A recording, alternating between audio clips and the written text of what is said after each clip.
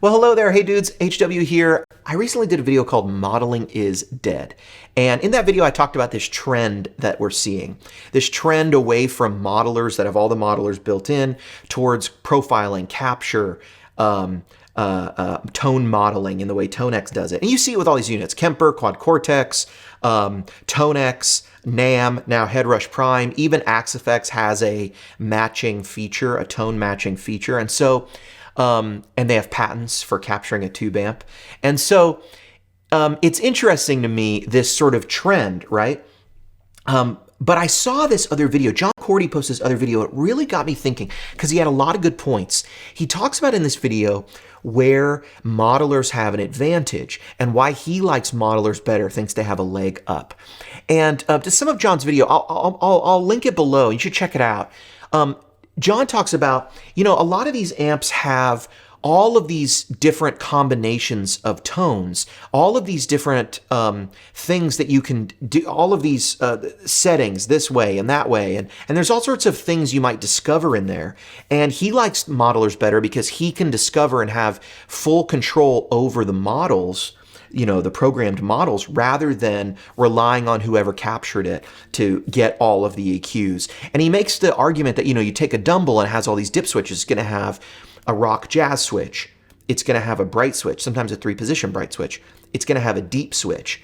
And so everything you do is now to the power of 3. And so every kind of way that you would set the let's say you do 5 positions of that, well, you could easily come up with, a lot, 5 to the power of 3.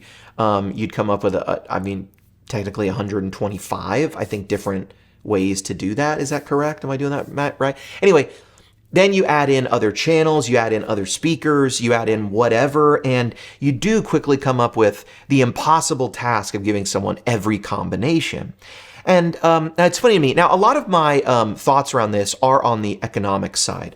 I think one of the reasons you see from Neural Quad Cortex, you see them releasing a lot of captures they've done of amps, and ToneX is putting out a lot of captures much faster than they're coming out for Amplitude 5, for example, is because I think the economic ask for companies is get a bunch of developers together, put everybody in the same room, or put everybody on a team together. They don't have to be in the same room.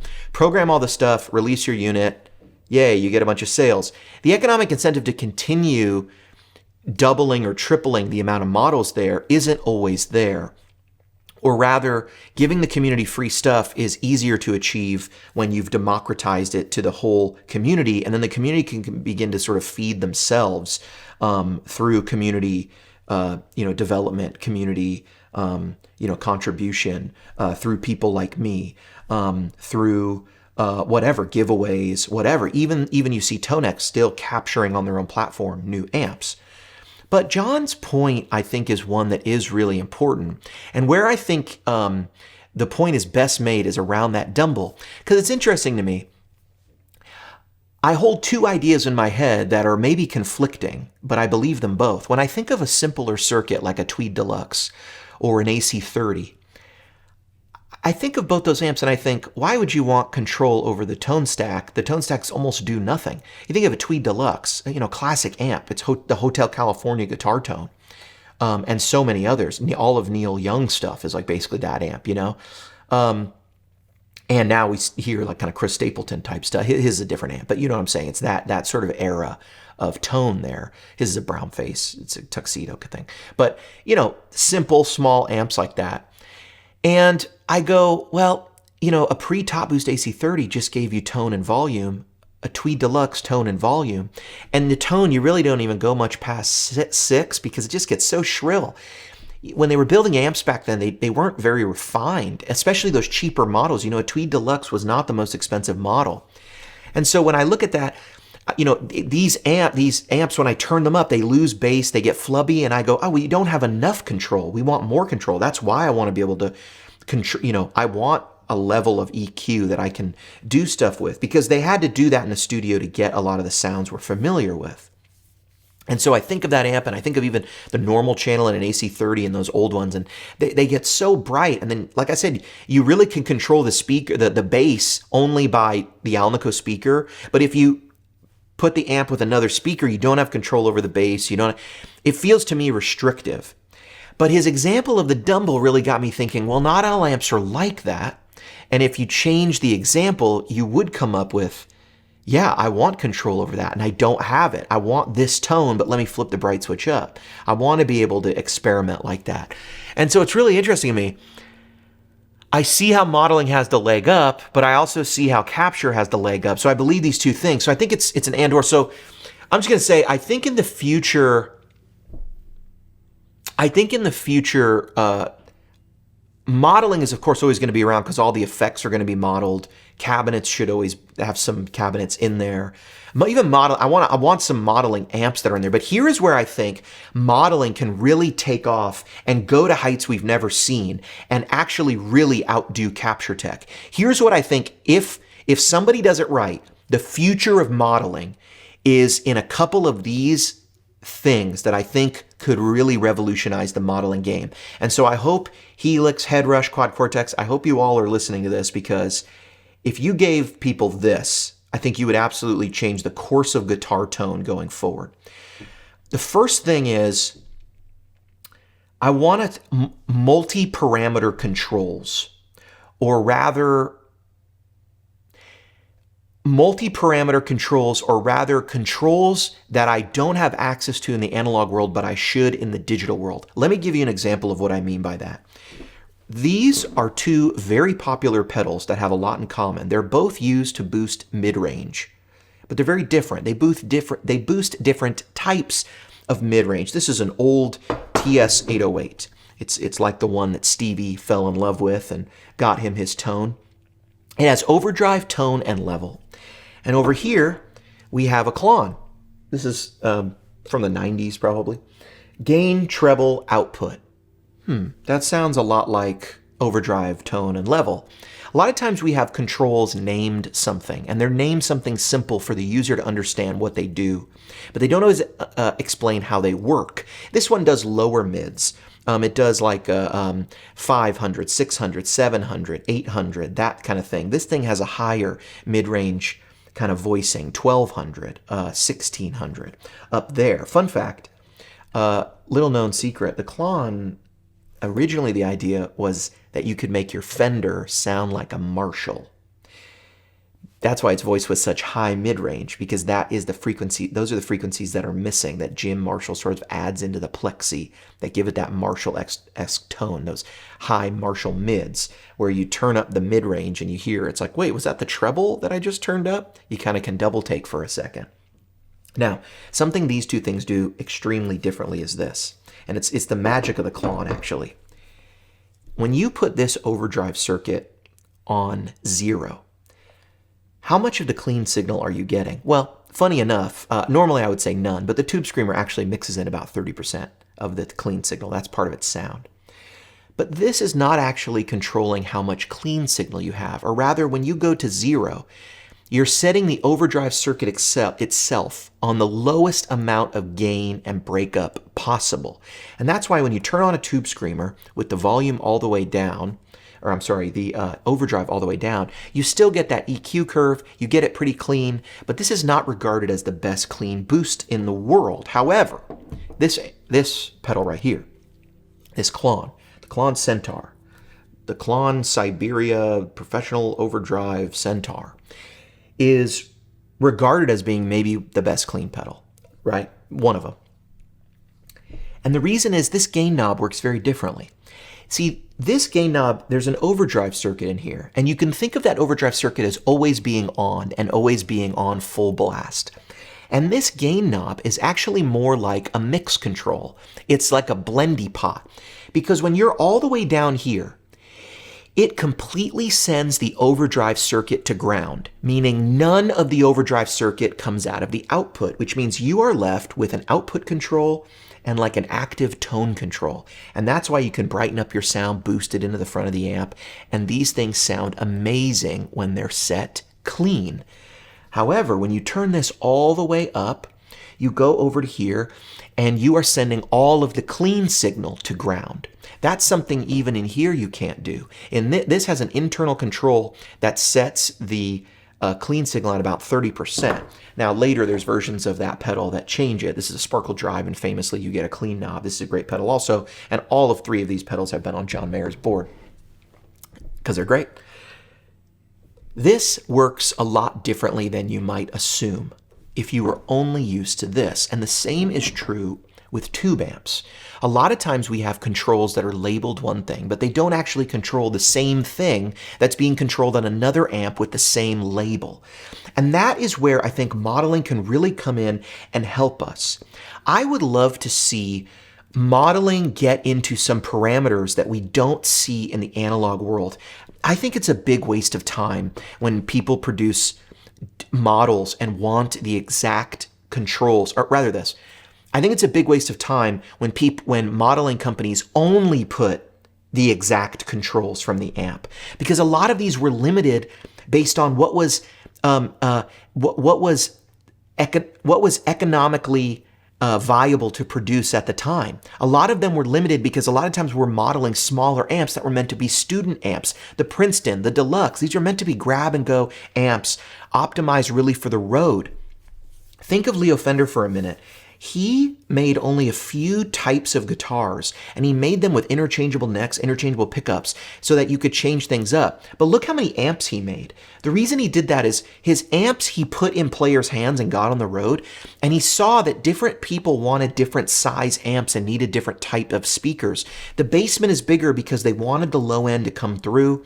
He needed an amp designed for the precision bass he had made. 4 10-inch speakers really sounded killer. The Tele pickup, made for lap steel. Listening to those guys, and those guys were pairing it with smaller amps, but they wanted high headroom. You had other frontmen who maybe were coming in with a Deluxe and they needed a mic channel and a guitar channel.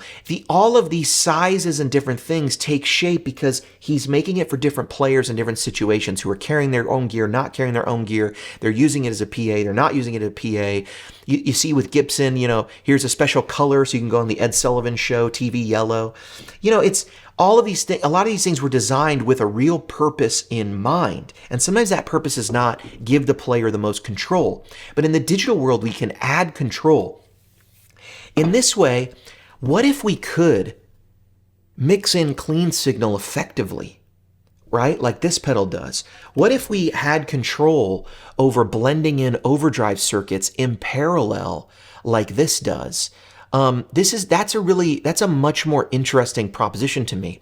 One of the things that I think I'd love to see amps companies start doing immediately is we need to be able on amp models, and if you did this, you would fix old Fenders and old Voxes immediately. If you look at someone like Dave Friedman or maybe Mike Soldano, one of the magical things that they do to Marshall style circuits to build their new and unique circuits. One of the tricks of the trade is the filtering that happens before a gain stage. If you want really heavy tones, guys who do that, guys like Lee Jackson, and I'm not trying to make it sound simple what they do. I know it's more than this. So props to all those guys, Mike Soldano, Dave Friedman. But one of the things that's commonly done is the filtering of your signal before you hit a gain stage, meaning in heavy guitar sounds, you have to dump bass because you're going to add bass at all these gain stages. And so the more gain stages you add, the more you probably need to reduce some of that bass to keep it tight. This is the reason that Fender Deluxes, Fender Princetons, Fender whatever, all the black-faced Fenders, when you turn them on 10, they flub out, they get loose. It's the same reason the Vox gets so crazy, and why things like the AC50 actually give you more gain, more of that stuff, that like tightness, It's the reason that you get more rockin' sounds out of some of the higher level amps, the AC100, the AC50, than you do out of an AC30.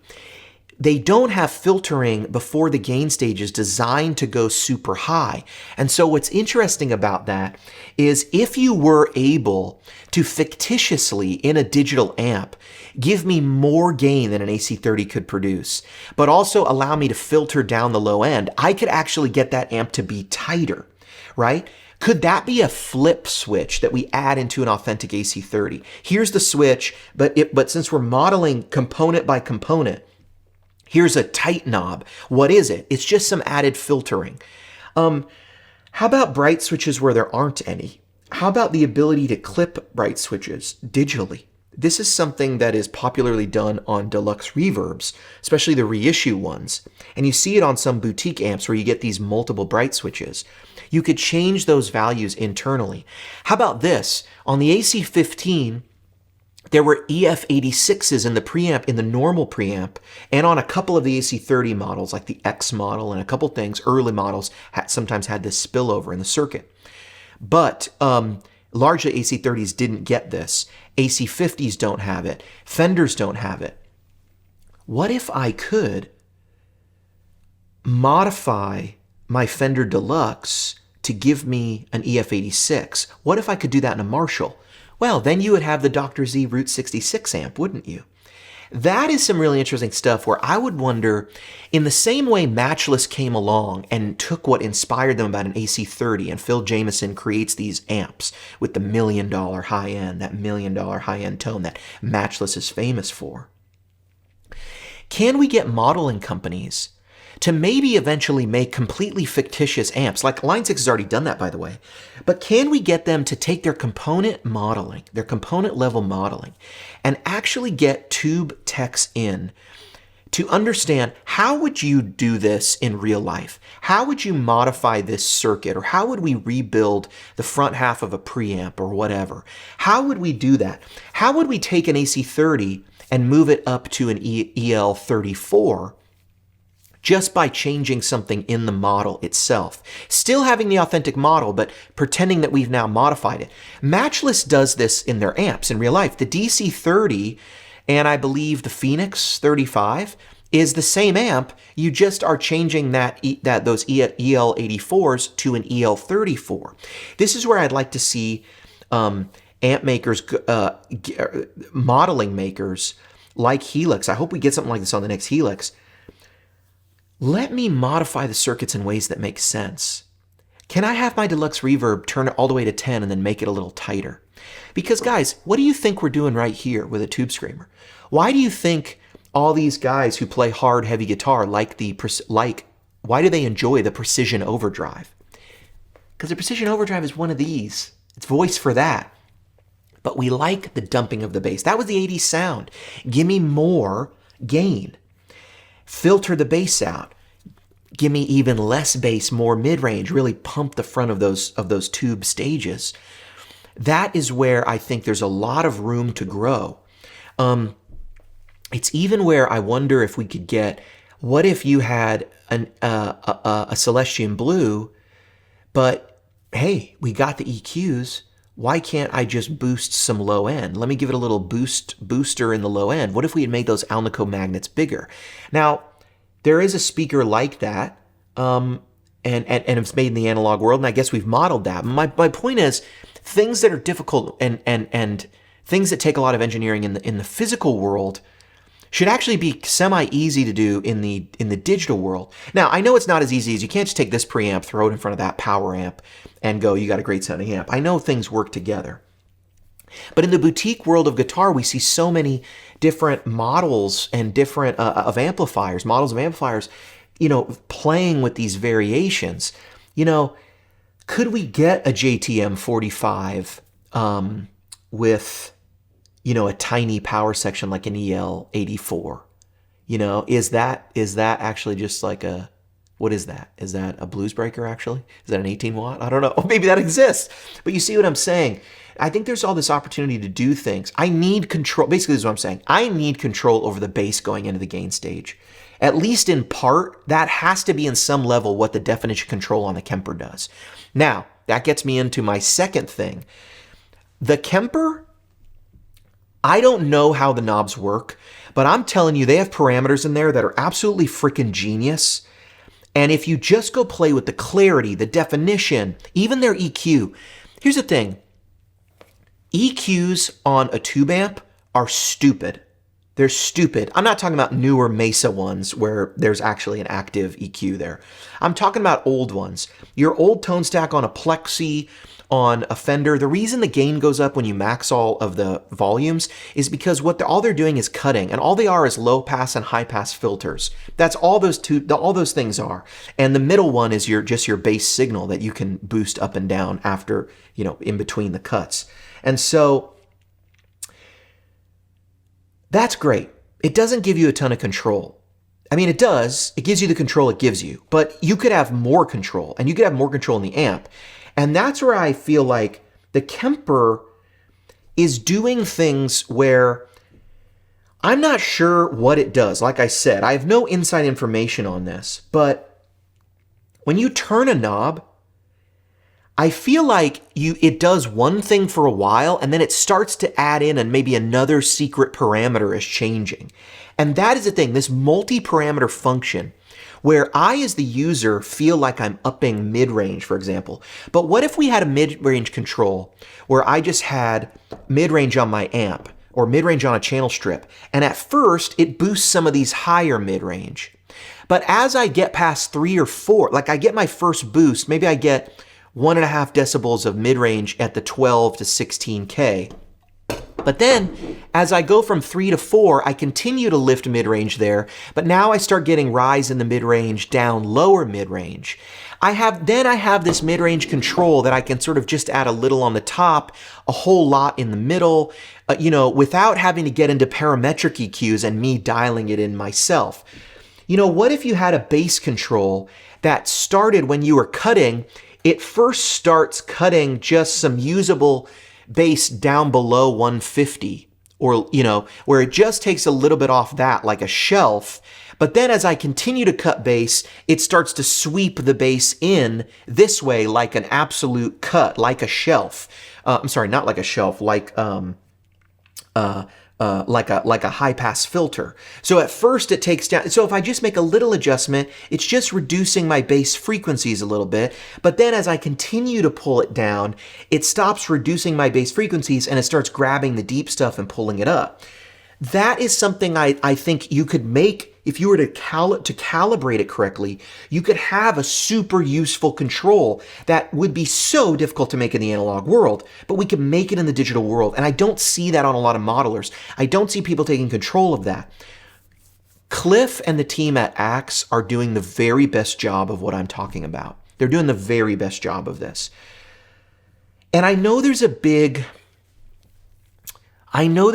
hurdle in guitar players' minds to jump past, to say, here, we've given you something inauthentic, right? Because I know, even I have said, well, hey, I look at the model on the Helix and there's a twin, and yet there's no bright switches, right? Or I look at the model on the AC30 and there's a presence, but there's no presence on my AC30. There's a cut. There's a cut and a presence here. Do I want it or do I not? Which way am I going? I do like how on some versions of the Axe, you can sort of get the legacy controls or flip over to another. You can turn on the other controls. And that's how I think people got to do it. Give people the legacy controls of the amp, but give us another tab or another menu where we can go in and deep dive. Give us a modifications menu where we can say, hey, that AC15 had this feature. What if we put the EF86 on not just the AC30, but what if we put it on an AC50? And what if the AC50 is just, we give you the option to change the power tube in here to something else? What if we had a crazy, look, the Bad Cat Judah was an AC30 style thing, I believe, but with 6V6s instead of EL84s. That's a cool idea. Why isn't that modeled? Where is that? Now I can capture it, but how easy is it to just explain to people, have you ever wondered what if you want to put your AC30 with these types of tubes? What if you want to change the character? What if I do an EF86 and 6V6s? I might be onto a very different amp. And what if, because I have now more gain, what if I could just say on my AC30, here's what it would sound like if I cascaded the same gain stage into itself. double the preamp? What if there was a gain stage double switch where now I get 2 gain controls and I cascade them in, but I also have a bass dump controller, a filtering that I can turn on? That could be that right there might have been the most awesome amp that's ever been created, but it's never been created. But can we do it in the digital world? Can the new classic be that some crazy guitar tone comes out and people go, how did Periphery get that control? How did they get that? How did they get that sound? And we go, oh, it's the classic Helix 2 native plugin is how they recorded everything. What's the secret? The secret was turned on bass filtering, this off. Maybe later they use a doubler effect or they double the guitars, right? Like Kurt Cobain doubling the guitars 1,000,000 times. And maybe that's the sound. And then we go, that's it. And in the same way, I say, oh, the Tweed Deluxe, that's the Hotel California amp. Maybe that becomes the new classic, right? We have Eventide units that are now viewed as kind of the classic units. Why can't that be true of digital emulation? Look, let me give an example. The Deluxe Memory Man is a ripoff. It's a copy. It's a copycat of a tape machine. It's someone making, it's not Mike Matthews, it's the other guy who designed it, but it's Electro-Harmonix. They said, how do we make a tape machine with no tape?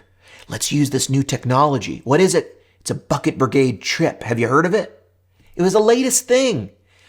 So they put it in and they added the chorus to simulate the older tape, the warble of the tape. And they made it like a tape machine. You had a level control because that's what it was trying to copy. Give me those authentic tape sounds. And that's what they made. And then later, now we have digital units that was like, it gets you the authentic Bucket Brigade Trip. It's a copy of a copy. It's a copy of a copy of a copy. So we can keep making copies of copies. We can make something like the 2290 delay, the Korg delay, that is, a delay unit trying to give you features from other delay units, copy another sound, but it gets it different. It does something else. The Deluxe Memory Man gets it different. It does something else. The DM2 gets it different. It does something else. And then we copy those because we like what they do. Why can't we do that in the digital world? Why can't the new Line 6 AC30 have 4 modification options that are largely impossible in the real world? To the point that you could tell people, this is not only an authentic AC30, but when you flip this switch, it's like I opened up your authentic AC30, switched out this for this.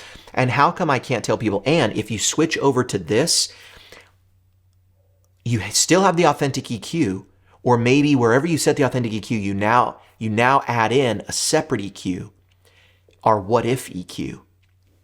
And here is where, if you lower the bass, it just starts with a little shelf. And after 3 or 4, we begin the high-pass filter that sweeps the bass up. So with one control, I can reduce my bass and then completely get rid of all the extra. Those are the controls I want. I want a presence control. Give me a warmth. Give me a top-end smoother. If you gave someone a top-end smoother control, you'd fix half of people's problems that I make videos to try to fix. And all you'd need to do is this. Pick your point. I would pick 2,500. No, I would pick 4,000. Amp digital people, please listen to me. Please just make this control. I'm telling you it'll work. Pick 4,000. As I start to turn up the smoother, or I start to turn up the warmer, or the I don't know what you're going to call it. It's the thing that's going to give you the digital or the warmth, the smooth low end, the production ready, pleasing to the ear high end. Let me just take that down slowly as a shelf, and then eventually I'm going to sweep in the treble, but leave some presence up there. You got to have the air. So I'm going to start sweeping in maybe a larger section. The Q is going to get wider as I keep going. I'm going to reduce, and then I'm going to start widening the Q. Just get this beautiful high end off. You could make a control that people would just call the Miracle high-end control. I mean, you could separately, you could sell it on a plugin, honestly. Why don't I do this? I could probably develop that, actually. Anyway, my name's Ben HW. This is where I think we could go with the future of modeling. And I think it's a bright future. I think it could be beautiful. I think it could be bright. I do think modeling amps just as they are, I want that, but I'm not interested in stopping there. I really am not interested in stopping there.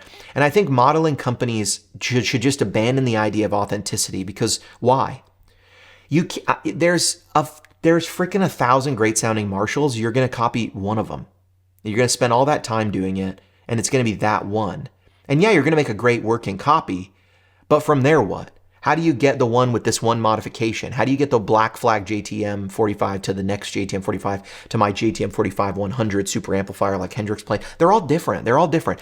There's a transitional model right now at Carter's that I just saw that has a Black Flag logo, but inside it's not all Black Flag spec, and it looks stock. And we're talking about it, looking at it, and they're going, yeah, this is like a transition model. Or whatever. Someone came to the Marshall factory drunk that day and built it wrong. That stuff happened too. You know what I mean? You wonder why you get hot fender pickups and not so hot fender pickups? Somebody had 2 cigarettes. Somebody had a smoke break. You know? How long do you wind those pickups for on the machine, Garcia, once you're done? How long, once you wire it all up, how long do you set it for? Oh, about a cigarette. That's what they did. I mean, that's the crazy stuff they did. They did, man. And they change stuff up all the time. They just change things up all the time. Anyway, that's what I think the future of modeling could be. I think it could be a really great future. Again, I would be super surprised if Helix or anybody comes out with not a capture tech in the next unit. I think if you don't do that, I think you got to do that. Just for the community side of it, you got to do that. And I think the Helix community would love that. I think it would enrich the community. I think the Helix community is already so big and so active and everything because they've made file sharing so easy. They have the best editor. It's so easy to do all the stuff. That's where the Helix to me is the best at that stuff. What they've done to allow the community. I hope they give us even more options. I hope we get even more out of it. I hope this hits somebody's ears who's working on this stuff. And I'm always available for a free phone call. I'll just give you some ideas, you know? By the way, if you're that one amp manufacturer that emailed me and said, what do you want to see added to this unit? I realize I'm making this video sort of about this subject. I'll email you back. Sorry. HW, out.